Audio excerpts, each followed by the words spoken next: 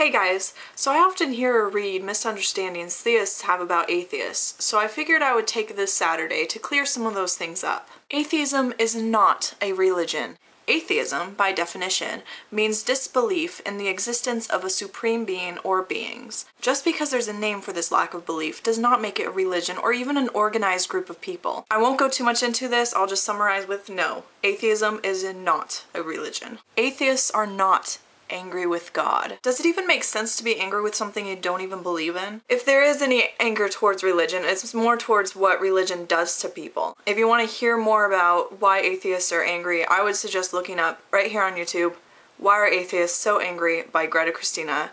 Great video. Atheists don't believe that the universe just came from nothing or that we evolved from monkeys. When people hear about the Big Bang, they often assume it means there was a big bang, literally, and suddenly the universe and all of life just came out of nowhere.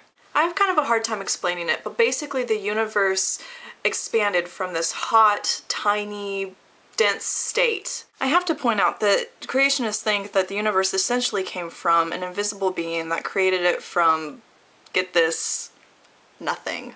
And that also raises the question of, where did this God come from? And about the monkey thing, no. We did not evolve from monkeys. We have a common ancestor to them. So evolution isn't like a ladder. It's not like one species just turns into another and then into another and that. It's more like a tree, which is easy to understand because it branches out and there's things that are all connected, but they're not the same, and they all come from a common root.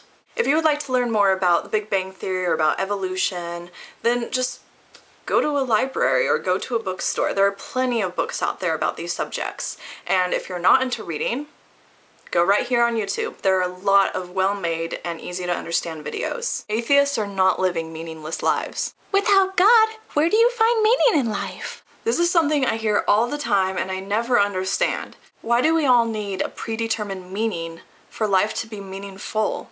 In fact, I would argue that without the hopes of an afterlife, I find life more meaningful and beautiful and significant. I'm not just spending this life hoping that if I do it the right way, I'll be rewarded in the next life. Atheists don't live without morals. People often think that morals are something that's only found within the religion.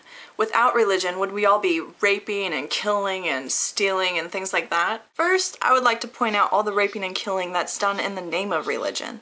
I mean, you can even open up the Bible and give it a good read and you'll find plenty of it in there. I can't speak for all atheists since we're all different and we don't have a set list of right and wrong, but I think the general rule most people live by is something like the classic golden rule. Basically, don't treat people like shit since you wouldn't want to be treated that way. Some people claim that the golden rule is a religious law of some sort, but it predates religion, so where does it come from? Think about where humankind would be if we were all just killing each other for whatever reason. I don't think we would even exist. And where's the point of being nice and helpful with each other?